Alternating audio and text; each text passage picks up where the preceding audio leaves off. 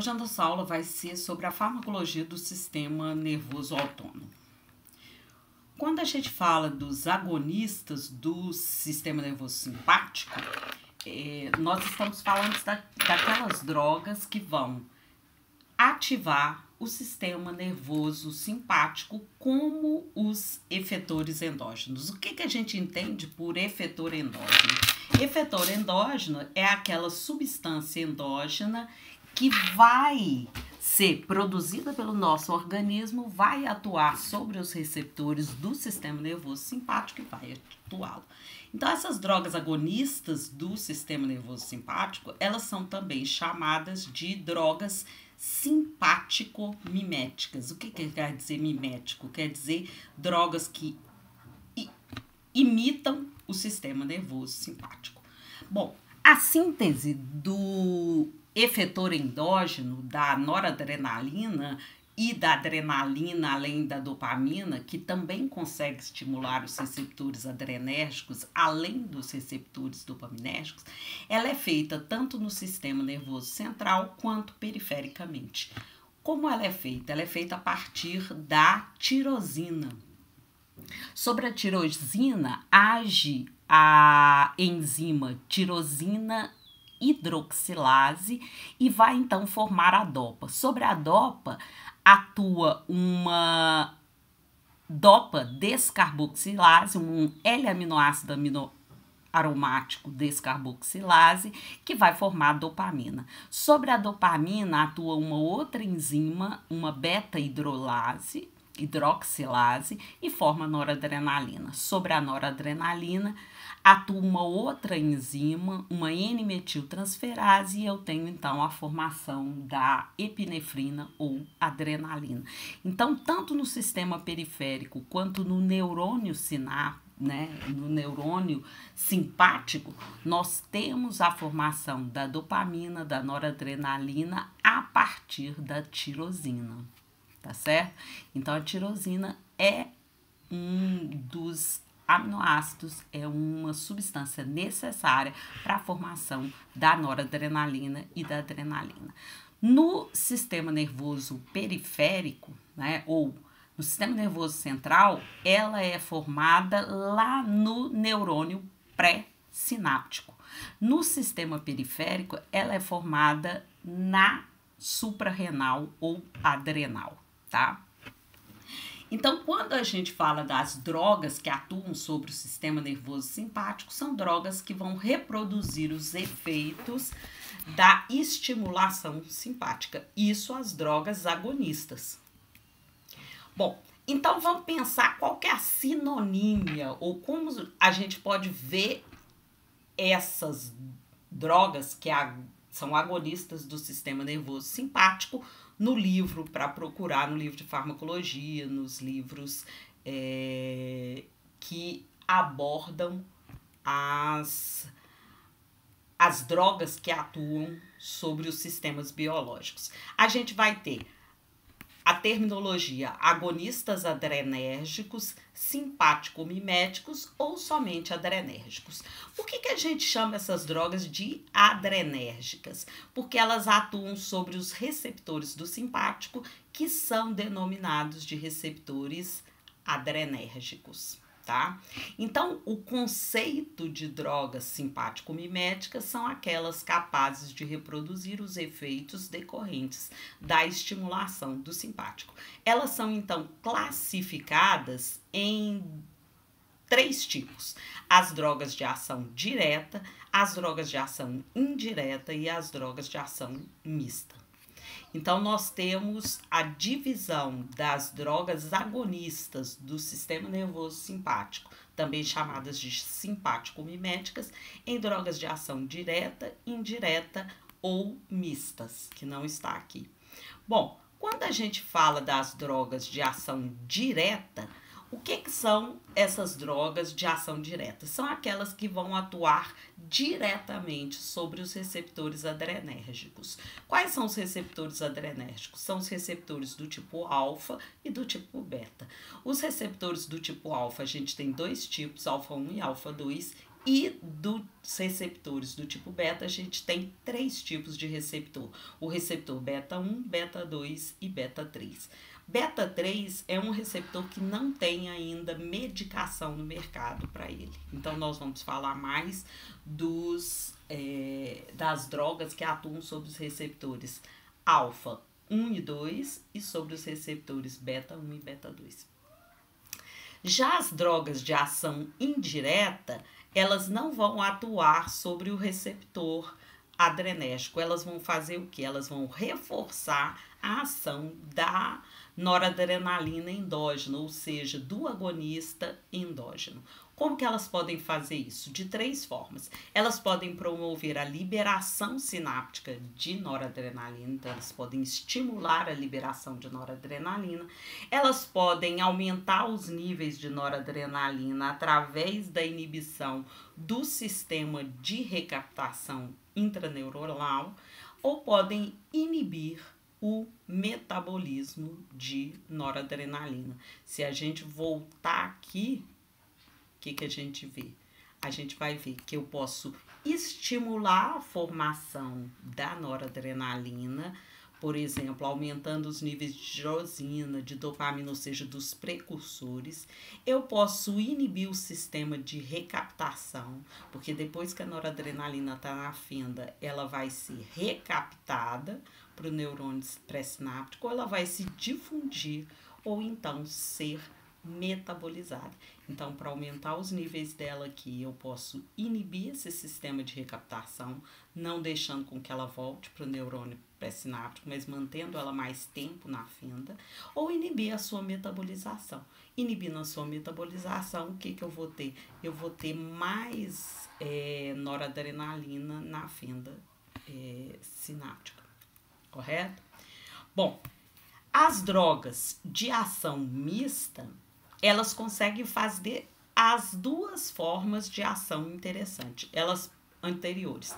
Elas podem estimular diretamente os receptores adrenérgicos ou podem aumentar a ação da noradrenalina endógena. Normalmente, elas fazem isso estimulando a liberação de noradrenalina. Então, as drogas de ação mista conseguem ser estimulantes diretos dos receptores e fazerem um reforço da ação da noradrenalina endógena, ou promovendo a sua liberação ou inibindo o seu sistema de recaptação. Bom, alguns exemplos para vocês de drogas simpático-miméticas diretas, ou seja, aquelas que atuam diretamente sobre os receptores. Nós temos a epinefrina ou adrenalina, nós temos a noradrenalina ou norepinefrina, nós temos a dopamina e a dobutamina. Então, essas 4 substâncias são substâncias que poderiam ser classificadas como drogas da mesma família química, ou seja, todas elas são catecolaminas. Só que adrenalina, noradrenalina e dopamina são catecolaminas endógenas, ou seja, o meu organismo produz. Dobutamina e isoprenalina são catecolaminas sintéticas, correto? Bom, como que essas drogas podem atuar? Elas podem ser subdivididas em drogas seletivas que atuam sobre os receptores beta ou drogas seletivas que atuam sobre os receptores alfa. Então, eu vou ter drogas agonistas que são agonistas que atuam de forma seletiva sobre os receptores alfa, e aí elas podem ser seletivas para o receptor alfa 1 ou seletivas para o receptor alfa 2, ou conseguirem se ligar em ambos, alfa 1 e alfa 2. Ou podem ter uma ação seletiva para os receptores beta e atuar sobre beta 1, beta 2 ou beta 2, ou serem não seletivas, ou seja, atuarem tanto em beta 1 quanto em beta 2. O que a gente vê? exemplos de drogas que atuam sobre os receptores beta 2 e vão atuando ali como agonistas, estimulando esse receptor, vão fazer broncodilatação. Salbutamol, que é o aerolim, terbutalina, metaproterenol, fenoterol. Todas essas drogas vão atuar sobre o receptor beta 2 como agonistas e vão fazer o quê? Vão fazer broncodilatação. Elas são usadas, então, para o tratamento da asma. Já os agonistas dos receptores alfa-1 está presente nos vasos e vai fazer a contração dos vasos. Um exemplo de droga que atua sobre o receptor alfa-1 é a fenilefrina. Agora, os agonistas beta, eles podem também atuar de forma não seletiva, ou seja, atuarem no receptor beta 2, que está presente no pulmão e no músculo uterino, ou podem atuar em beta 2 e em beta 1. Beta 1 está presente principalmente no coração e está relacionado ao quê? À atividade cardíaca, ao aumento da frequência e da força de contração. Drogas que atuam tanto em beta 1 quanto em beta 2, em alfa 1 e em alfa 2, são adrenalina e noradrenalina. Elas tanto atuam sobre os receptores beta como sobre os receptores alfa. Já quando a gente pensa nas drogas que atuam como agonistas de alfa 2, nós temos a clonidina, a guanfazina, a guanabenzena e a metildopa. São drogas que vão atuar no receptor alfa 2 e vão, então, diminuir a estimulação simpática. Vão também atuar nos receptores alfa 2 no seio da face e vão ser usadas como descongestionante nasal, como é o caso da nafazolina e os derivados da nafazolina. São os conhecidos remédios de desentupir o nariz. Os simpático-miméticos de ação indireta, eles vão aumentar a liberação de noradrenalina. E entre essas drogas a gente tem as chamadas anfetaminas, a efedrina e o metilfenidato, a ritalina. Vamos falar um pouquinho da adrenalina, tá? A adrenalina, ela é uma droga de ação direta não seletiva.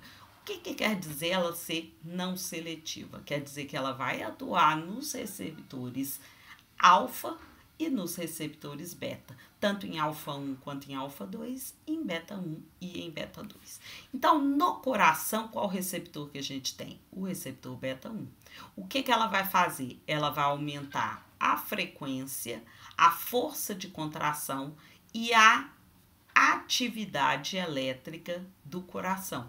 Então, ela vai ter uma ação estimulatória sobre os receptores beta 1. Então, ela vai dar o que a gente chama de cronotropismo positivo. Cronotropismo quer dizer o quê? Quer dizer o aumento da frequência cardíaca. Inotropismo cardíaco quer dizer aumento da força de contração. E dromotropismo quer dizer que a gente mexeu no automatismo, na atividade elétrica do coração. Por isso que a gente diz que a adrenalina ela tem um efeito cronobático, dromo inotrópico positivo. Então, isso tudo atuando sobre os receptores beta 1 no coração. Nos vasos, ela vai atuar sobre os receptores alfa 1, que estão presentes nas arteríolas e nos esfíncteres capilar, e vai fazer o quê? Vai fazer vasoconstrição, ela vai fazer a contração do vaso. Isso vai reduzir o fluxo sanguíneo cutâneo, mesentérico e renal. Já lá no músculo esquelético, eu tenho o receptor beta 2. Beta 2 faz o quê? Relaxamento dos vasos da musculatura esquelética. Sobre a pressão arterial. Sobre a pressão arterial, nós vamos ter muito pouca alteração. Por quê? Porque ela aumenta a frequência cardíaca, mas acaba causando relaxamento dos vasos da musculatura esquelética. Como a gente tem um volume grande de sangue na musculatura esquelética, a gente tende a reduzir a resistência vascular periférica. Então, o sangue tende, por conta dessa vasodilatação dos vasos da musculatura esquelética, diminuir a resistência vascular periférica e fazer com que o sangue chegue com menor força no coração, correto? Os efeitos metabólicos que a adrenalina vai dar. Ela vai dar elevação da glicemia, aumento da glicogenólise por estimulação dos receptores alfa. A secreção de insulina vai ser aumentada por beta e reduzida por alfa. Como o efeito mais predominante, mais intenso, vai ser o efeito sobre o receptor alfa, você vai ver que nós vamos ter, então, uma redução da secreção de insulina que vai resultar numa hiperglicemia. Em termos de farmacocinética, ela não é utilizada por via oral, por quê? Porque as enzimas que vão fazer o metabolismo da adrenalina, da noradrenalina, das chamadas catecolaminas, são as enzimas do sistema denominado de MAO. O que significa MAO? M de mono, A de amino, O de oxidase. Esse sistema chamado de MAO, ele está presente no trato gastrointestinal. Então, se você usasse a adrenalina por via oral, antes de ser absorvida, ela seria metabolizada e não teria efeito.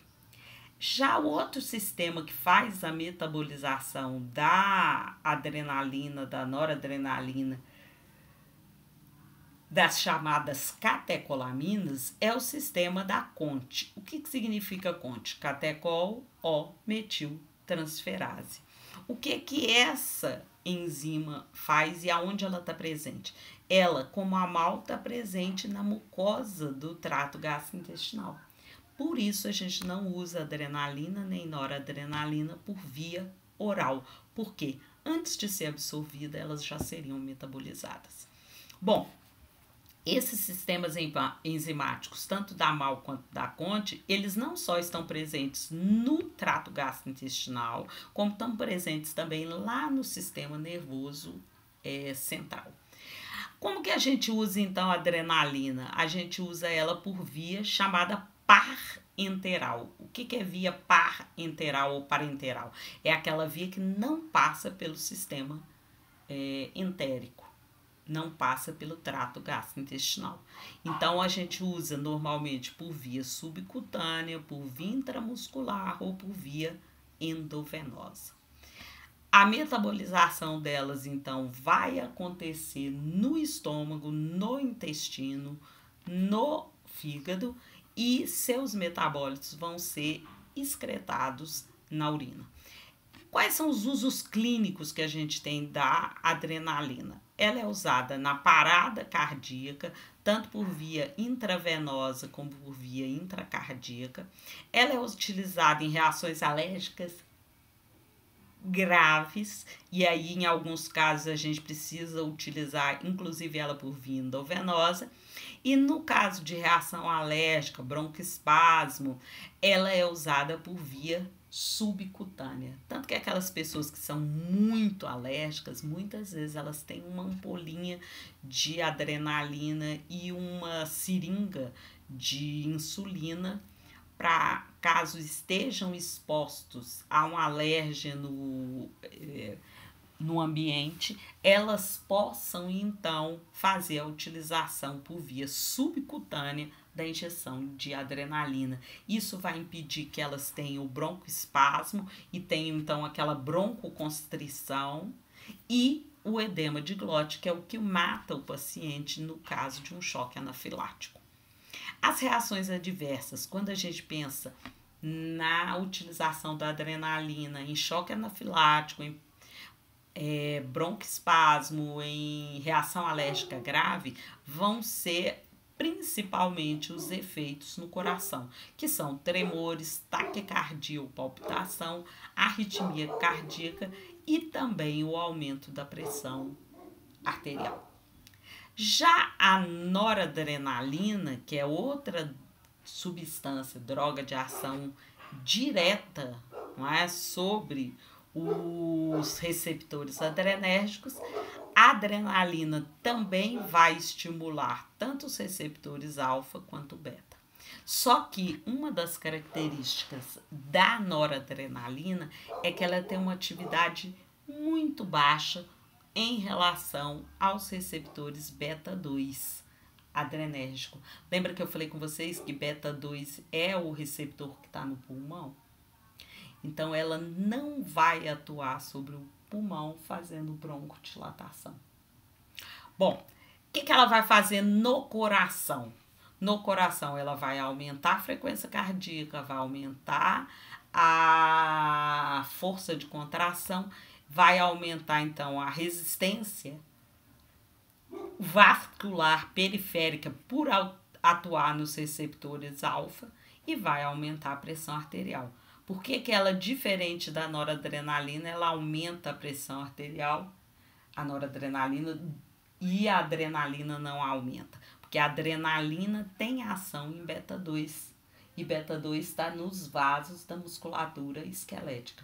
Já a noradrenalina não tem ação sobre beta 2 e, consequentemente, ela vai aumentar a resistência vascular periférica e aumentar o débito cardíaco. E, dessa forma, ela vai aumentar a pressão arterial. Lembrando que pressão arterial é a relação entre débito cardíaco e resistência vascular periférica. Sobre o metabolismo geral, ela aumenta a glicemia, absorção, metabolismo e excreção são idênticos ao da adrenalina, ou seja, não podemos usar por via oral, porque os sistemas enzimáticos da monoaminoxidase MAO e da catecol-O-metiltransferase vão fazer o metabolismo da noradrenalina antes mesmo dela ser absorvida, e a excreção é predominantemente a excreção renal. Principal utilização da noradrenalina: parada cardíaca com hipotensão arterial, ou seja, parada cardíaca com choque, com redução da pressão arterial. Quais são os principais efeitos colaterais? Tem que tomar muito cuidado ao pessoal da enfermagem, pessoal médico aí que faz injeção de noradrenalina. Não pode deixar extravasar a noradrenalina quando você faz uma infusão, porque se você deixar ela extravasar na região onde ela estiver extravasando, ela vai causar uma vasoconstrição tão grande que ela pode gerar necrose no local. Por quê? Porque com essa vasoconstrição grande eu não vou ter nem aporte de oxigênio, nem aporte de nutrientes para o tecido vai morrer. Bom, como que é a ação direta das drogas que atuam de forma seletiva sobre os receptores beta 2, os chamados broncodilatadores? Eles vão fazer com que a musculatura do pulmão, a musculatura dos brônquios relaxe. E aí, quando eu tenho esse relaxamento do brônquio, eu tenho a dilatação dele, ou seja, eu vou ter broncodilatação. Como que eles atuam? Os receptores beta 2 são receptores acoplados à proteína G do tipo S. O que essa proteína GS vai fazer? Ela vai aumentar os níveis de AMP cíclico, que vai fazer com que então eu tenha uma estimulação da proteína quinase A, e essa proteína quinase A vai fazer com que a gente tenha o quê? O relaxamento do músculo liso dos brônquios, fazendo então com que eu tenha a broncodilatação. Uma outra utilização que a gente tem para o salbutamol, o aerolínio, as drogas agonistas beta-2, é a ação delas no músculo uterino. O que acontece? Quando a mulher está tendo contrações uterinas e uma possibilidade de um parto prematuro, a gente usa esses broncodilatadores, o salbutamol, por exemplo, para quê? Para que eu tenha o relaxamento do músculo liso uterino, não tendo essa contração. Então, eu evito o parto prematuro, correto? Já as drogas de ação direta que atuam sobre o receptor beta-1 e beta-2, eles, além de ter esse efeito broncodilatador, eles vão também atuar sobre o receptor beta-1, que está presente aonde? No coração, e vão aumentar a frequência cardíaca, o débito cardíaco, aumentando então levemente ou quase não alterando a pressão arterial do paciente. Vai relaxar a musculatura lisa, brônquica, vascular e gastrointestinal, além da musculatura uterina, tá? O isoproterenol é uma droga que está obsoleta para ser usada como broncodilatador, já que a gente tem essas drogas que são muito mais seletivas para o receptor beta-2, não gerando, então, efeitos indesejáveis de aumento de frequência cardíaca e de tremores. Já as drogas que são seletivas para os receptores beta, mas principalmente beta-1, como a dobutamina, elas vão ter uma ação predominantemente no coração.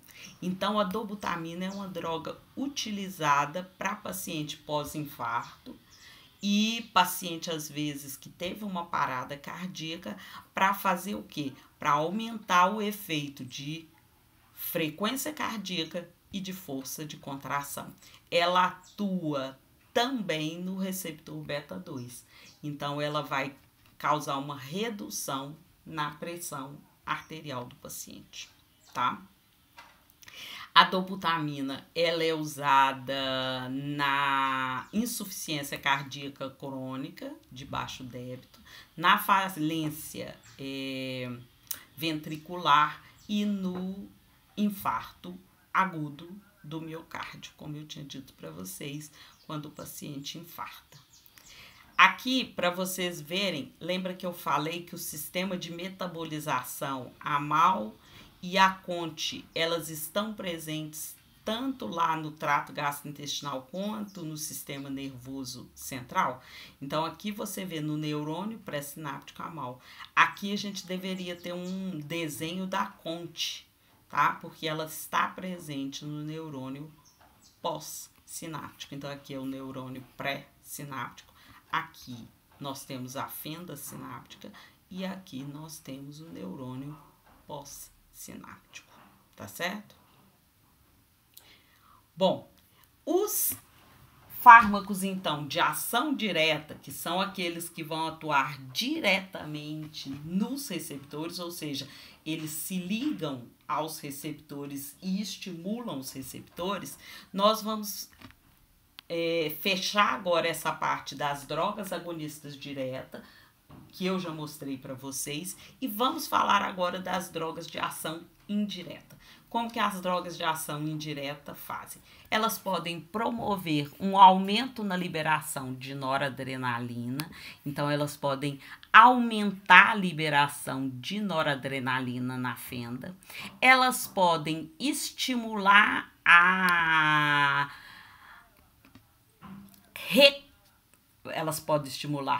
elas podem inibir a recaptação, deixa eu voltar aqui, a recaptação de noradrenalina, ou elas podem inibir o sistema de metabolismo.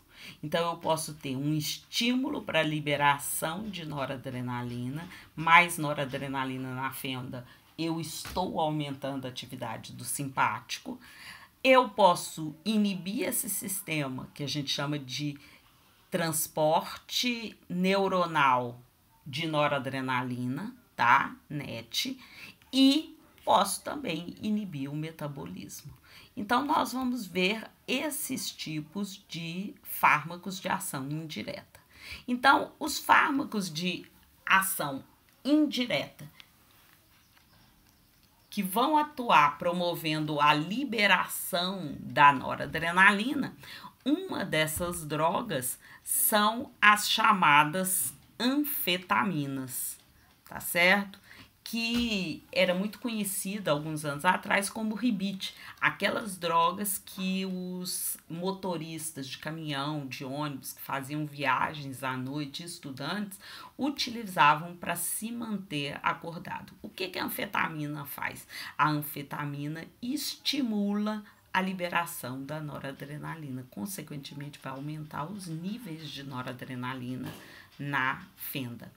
Além de fazer um aumento na liberação de noradrenalina, você tem algumas anfetaminas que conseguem também inibir a MAO. Então, tá vendo? Anfetaminas, elas têm ação indireta, porque elas estimulam o sistema nervoso central e a liberar a noradrenalina e também vão fazer o quê? Inibir de maneira, às vezes, reduzida a metabolização da noradrenalina. Então, o que elas vão fazer?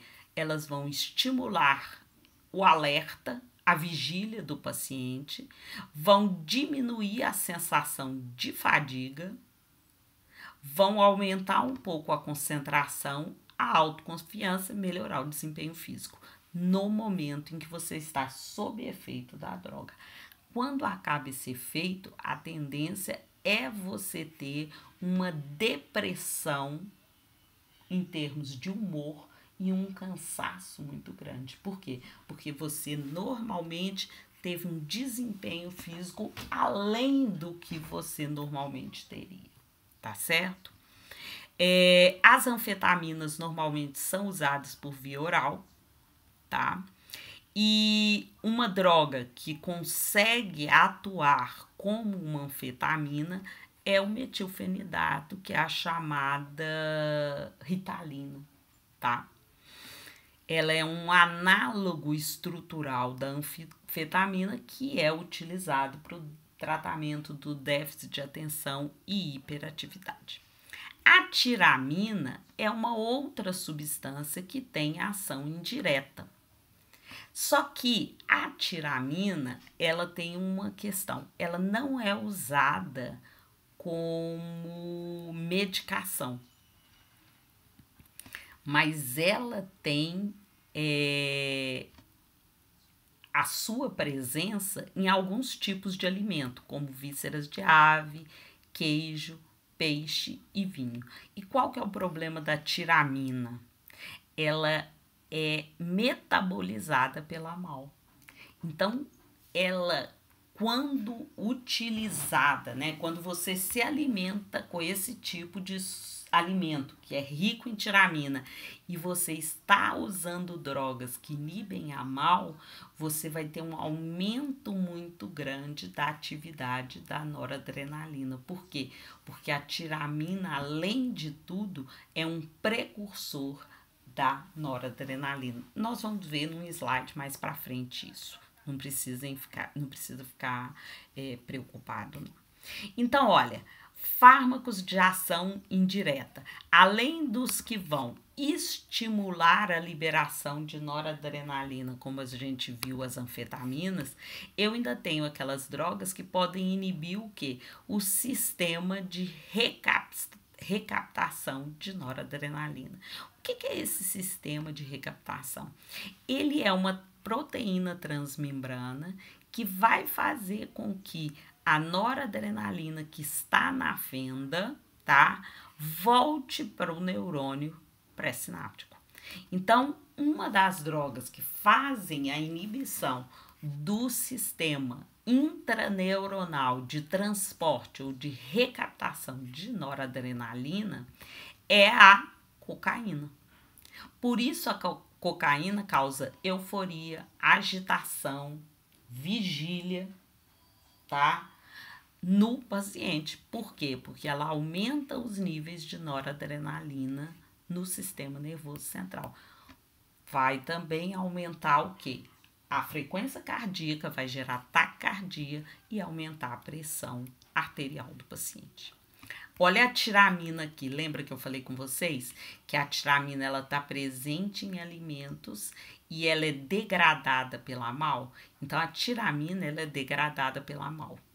E ela é degradada então em metabólitos não ativos, sem atividade. Quando você vem cá e inibe a MAO, o que acontece? A tiramina vai passar por uma via diferente de metabolização, porque a MAO está inibida, e vai gerar noradrenalina. Então, esse paciente vai ter um aumento da atividade cardíaca, um aumento da pressão arterial, ele vai ficar agitado e pode, inclusive, ter um infarto do miocárdio, quando ele usa inibidores da MAO e se alimenta de drogas ricas em tiramina. Então, olha só, os inibidores do metabolismo de noradrenalina, eles inibem principalmente, como eu disse para vocês, a MAO. A MAO, lembra que eu falei que ela está presente no trato gastrointestinal e no sistema nervoso central? No sistema nervoso central, ela aumenta, se eu inibir a MAO, ela aumenta os níveis de noradrenalina na fenda, só que perifericamente, aquela que veio do alimento vai fazer o quê? Não vai ter condição de ser metabolizada no trato gastrointestinal. Como ela não vai ser metabolizada em metabólitos inativos, sem atividade cardíaca, sem atividade vascular, eu vou ter, então, ela inibida a MAO, eu vou ter ela, ao invés de ser metabolizada nesses metabólitos inativos, ela vai tender a ser metabolizada e formar noradrenalina. A noradrenalina, então, vai atuar no coração, vai atuar nos vasos, vai gerar hipertensão, taquicardia e pode, inclusive, levar o paciente a um infarto do miocárdio. Exemplo de drogas que inibem a MAO, ou seja, o sistema de metabolismo da noradrenalina. O sistema das mono-M, mono-A de amino, O de oxidase, feneuzina e tranilcipropamina.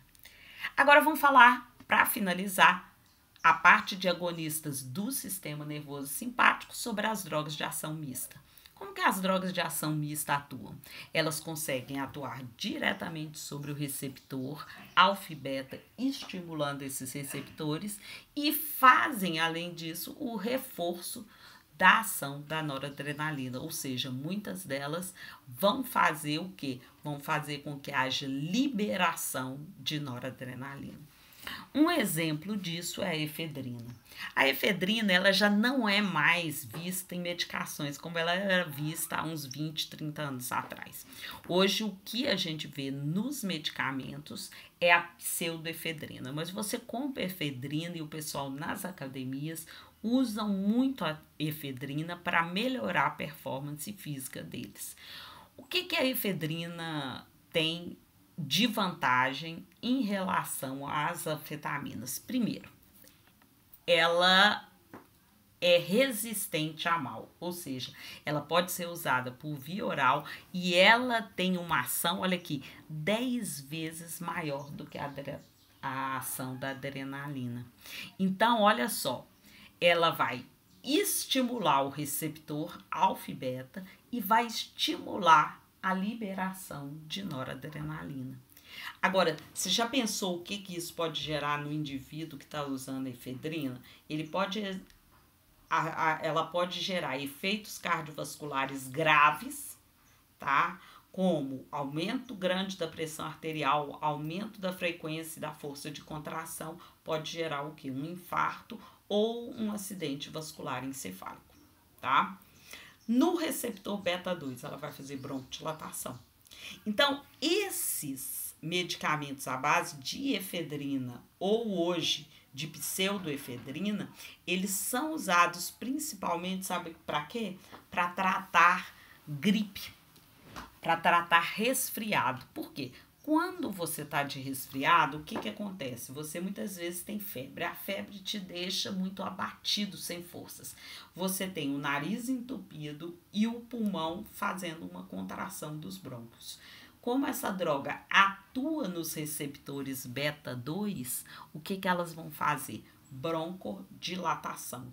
Como elas atuam no receptor alfa, que está aqui no seio da face, ela vai fazer a vasoconstrição desses receptores dos vasos do seio da face e, consequentemente, você vai ter o quê? A desobstrução nasal. Então, você vai deixar de ter aquele efeito de nariz entupido. E como a febre e os estados gripais, eles tendem a te deixar desanimado, sem forças, como você tem um aumento da noradrenalina central, você tende a melhorar o seu vigor físico. Então, é por isso que essas drogas são usadas principalmente como drogas antigripais. Então, quando você pega, por exemplo, o Naldecon, essas drogas antigripais, tá? Elas têm normalmente um analgésico antitérmico, dipirona ou paracetamol.